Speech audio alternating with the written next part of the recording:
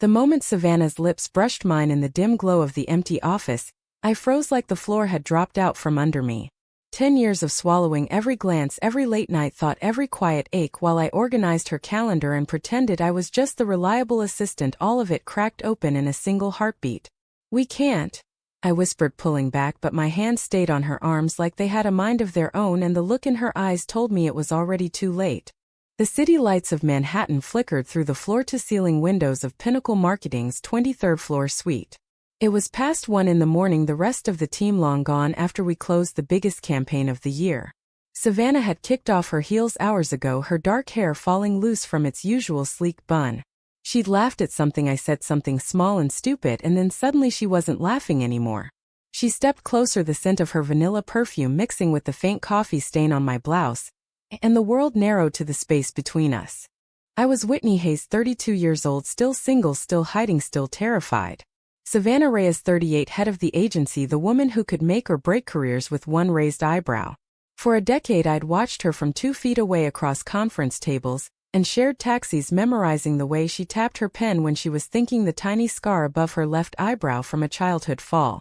I told myself it was professional respect. I told my parents it was ambition. I told myself 1,000 lies until they felt like truth. But tonight the walls had been paper thin. The campaign had been brutal. A client pulled out last minute. We'd rewritten the entire pitch in 6 hours. And when we finally hit send, Savannah had looked at me like I was the only person who had ever really seen her. "I don't know what I'd do without you, Whitney," she said, and the words landed somewhere deep I'd kept locked for years. Then she kissed me. Soft at first, almost hesitant, like she was asking permission. Then deeper when I didn't pull away immediately. My phone buzzed on the desk, my mother's name lighting up the screen. I ignored it. For once I ignored it.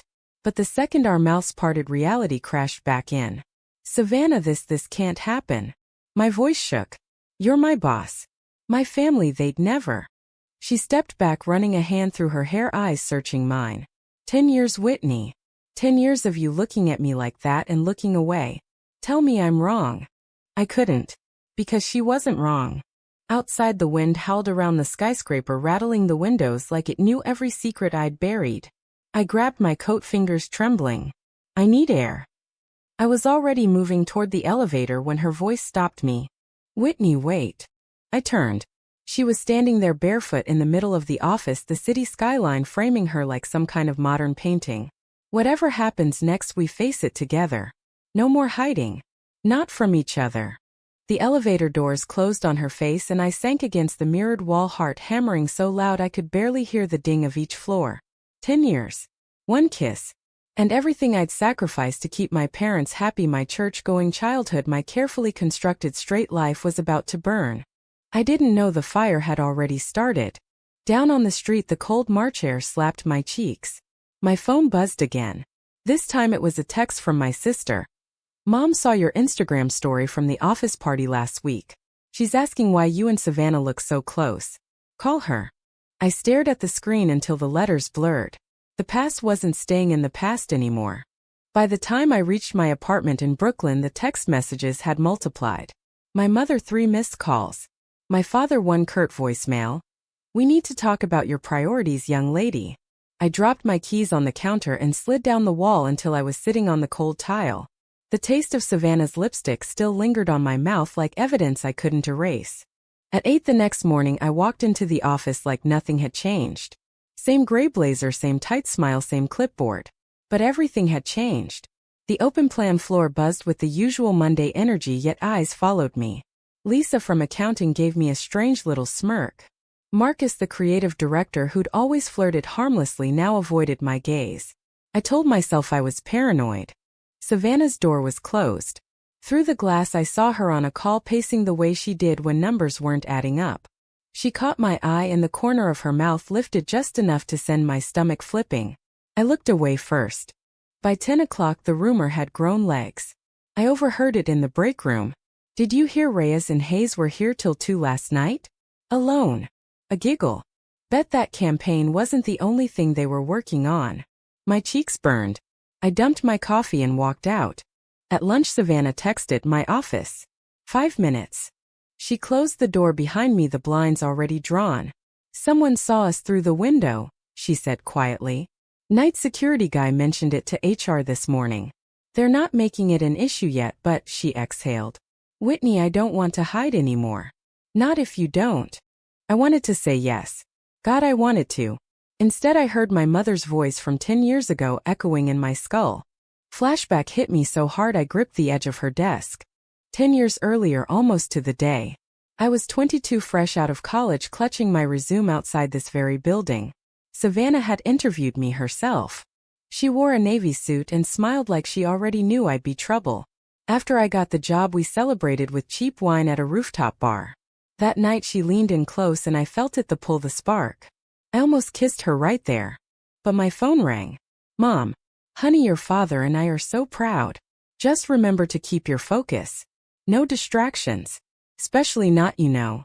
Boys are one thing, but we raised you right. The unspoken warning hung between us. I went home that weekend and told my parents I was dating a nice guy from church. I never corrected them when they assumed. And when Savannah asked me out for drinks the next week, I said I was seeing someone. I watched the light in her eyes dim and I hated myself for it. Back in the present, Savannah was watching me the same way she had that night. You're doing it again, she whispered. Disappearing inside your head. I'm scared, I admitted. My family, they still think I'm going to marry some accountant and give them grandkids. If they find out about us now after all these years, they'll say I lied to them my whole life. You did lie, Whitney. But not to them. To yourself. The door knocked. Lisa poked her head in. Sorry to interrupt, but the client wants a follow-up meeting, and they specifically asked for both of you. Her eyes flicked between us just a second too long. The rest of the day was a blur of forced professionalism. Every time our hands brushed over a document, my skin remembered last night. By 6 o'clock, the whispers had turned into stares. Someone had posted a blurry photo on the company Slack channel, anonymous, of course, 2 silhouettes in the corner office. No faces, but everyone knew. I was packing my bag when Savannah appeared at my desk. Come home with me tonight. We need to talk, without the whole building listening. I should have said no. Instead, I nodded. Her apartment in Chelsea was all glass and clean lines, the kind of place that screamed success. We ordered Thai food and sat on the couch, not touching. She poured wine. Tell me what really happened 10 years ago, Whitney. The real reason you pushed me away. I took a shaky breath and the story spilled out. The Sunday dinners where my father preached about traditional values. The youth group leader who warned us about the gay agenda. The way my mother cried when my cousin came out and said she'd never speak to her again. I was terrified of becoming that person they'd disown. So I became the person they wanted instead. Savannah listened without interrupting. When I finished, she set her glass down and took my hand. I waited, Whitney. Even when you dated that guy, even when you smiled like everything was fine. I waited because I saw you. The real you. We didn't kiss again that night. We just sat there, fingers laced, while the city moved on outside the windows. But the peace didn't last. At midnight, my phone lit up. Mom, your father saw the picture on some work forum. We're coming to New York tomorrow. This ends now. My parents arrived like a storm front. Dad in his starched polo, Mom clutching her purse like a shield. They booked a hotel near Times Square, the kind with fake chandeliers and thin walls. I met them in the lobby because I couldn't bring myself to let them see my apartment, the one with Savannah's spare toothbrush already in the cup. Whitney Grace Hayes. My mother started before I even sat down. What on earth is going on? People at church are asking questions. Pictures of you and that woman. She said woman like it tasted sour. Dad didn't speak at first, just stared at me with that disappointed look I'd spent my life trying to erase. We sacrificed everything for you to have a good life. College. Opportunities. And this is how you repay us? Parading around with your boss like some kind of... He stopped himself, but the word hung there anyway. I felt 22 again. Small. Ashamed. It's not like that, I said, even though it was exactly like that. Savannah and I, we care about each other. It's real. Mom's eyes filled with tears, the kind that always worked on me. Real? Honey, you're confused. That woman is older, she's your superior. She's taking advantage. We raised you better than this. The conversation spiraled the way it always did. Bible verses. Family reputation. My little sister's upcoming wedding and how my lifestyle would ruin the photos. I left the hotel shaking so hard I had to sit on a bench outside for 20 minutes before I could call Savannah. She picked me up in her car, the black Audi I'd ridden in 100 times for work trips. "You don't have to do this alone," she said, pulling into traffic. But I did. Because the next day at the office, HR called us both in. "An anonymous complaint," the director said, not meeting our eyes, "concerning an alleged relationship between a supervisor and subordinate. Policy requires an investigation." Savannah's jaw tightened. "We're consenting adults. Doesn't matter. Until it's cleared, you're both on administrative leave. Effective immediately." The walk out of the building felt like a funeral march. Colleagues watched from their desks, some pitying, some judgmental. Marcus actually shook his head like he was disappointed in me. I wanted to scream that I'd been disappointing people my whole life just to make them comfortable. That night Savannah and I sat on her couch again, this time with a bottle of whiskey between us. "I should have fought for you 10 years ago," she said quietly. "When you told me you were straight, I should have said I didn't believe you. I let you go because I thought you knew what you wanted." Guilt twisted in my chest like a knife. I was so scared of losing my family I lost myself instead. "And I hurt you. God, Savannah, I hurt you for 10 years. She reached for me then, and this time I didn't pull away. We kissed like people drowning, reaching for air. But even as her hands cupped my face, I could hear my mother's voice whispering that I was breaking God's heart. The next morning the story broke on a local gossip site. Marketing exec and assistant caught in office romance. No names, but everyone in the industry knew. My phone exploded. Cousins. Old college friends. Even the pastor from my childhood church left a voicemail about prayer and repentance. Savannah found me crying in her kitchen. "Let them talk," she said, wrapping her arms around me. "We'll get through this." But the calls kept coming. And the worst one was yet to come. My sister showed up unannounced 3 days later. Emily was 28, married with a baby on the way, the golden child who'd done everything right.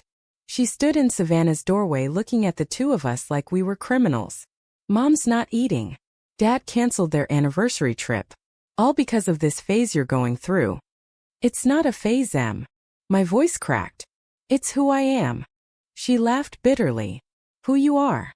The Whitney I know wanted kids and a house in the suburbs. Not whatever this is." Her eyes flicked to Savannah. "And you. You're supposed to be the professional.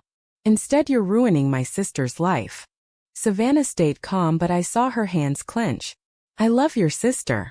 That's not ruining anything." Emily left after an hour of tears and accusations, but the damage was done. That night I couldn't sleep. I kept replaying every holiday, every birthday where I'd smiled and nodded while my family planned my straight future. The guilt felt physical, like a weight on my chest. Savannah found me on the balcony at 3 a.m. staring at the skyline. "Talk to me. I keep thinking about the day I told you I was seeing someone. You looked so hurt, and I still chose them. My family. Their approval. I chose fear over you." Tears spilled hot down my cheeks. "How do I ever make that right?" She pulled me against her chest. "By choosing me now. Every single day from here on out."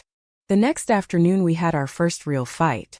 I wanted to go back to work, pretend it was platonic until the investigation ended. Savannah refused.